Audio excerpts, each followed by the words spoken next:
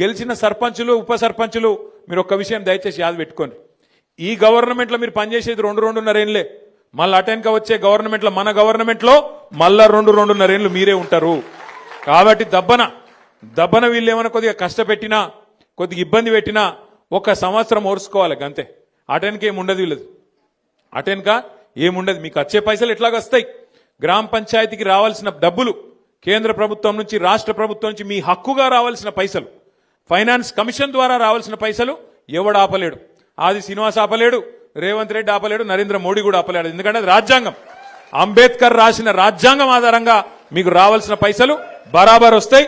ఎవనయ్యా కూడా ఆపలేడు అది. కానీ ఏమన్నా ఇట్లనే ఆడనో ఈడనో బెదిరించే ప్రయత్నం చేస్తారు. వీళ్ళు చాలా లంగలు కాంగ్రెస్ వాళ్ళు. వాళ్ళ మాటినకపోతే ఏం చేస్తారు?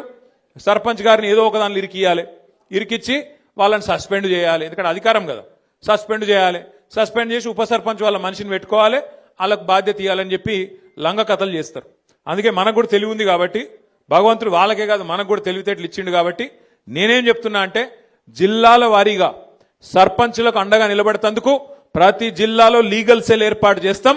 ఎక్కడ ఎవడన్నా మిమ్మల్ని సస్పెండ్ చేసే ప్రయత్నం చేస్తే వెంటనే 1 సెకండ్ కూడా మీరు ఆలస్యం చేయకండి. జిల్లా పార్టీ ఆఫీస్ ఇక్కడనే మీకు పక్కనే ఉన్నది.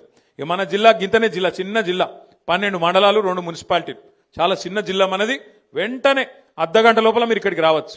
లక్ష్మీనరసింహారావు గారిని, రవిశంకర్ గారిని, రసమై బాలకృష్ణ గారిని, మా తోట ఆగయ్య గారిని నేను కోరుతా ఉన్నా. ఎక్కడ ఏ ఊర్లో చిన్న, ఇప్పుడు 83 మంది మాత్రమే కాదు, ఇంకా 17 నాడు మళ్ళీ ఎలక్షన్ ఉంది, మళ్ళా జోరుదారు గెలుస్తాం, నాకే అనుమానం లేదు. ఎక్కడ చిన్న సమస్య వచ్చినా సర్పంచ్ గాని ఉప సర్పంచ్ గాని వెంటనే ఇక్కడ లీగల్ సెల్ యాక్టివేట్ చేయాలి, వెంటనే కోర్టుకు పోవాలి, మన హక్కుల కోసం మనం కొట్లాడాలి. ఈ విషయంలో రాజీ పడొద్దని చెప్పి నేను కోరుతున్నా.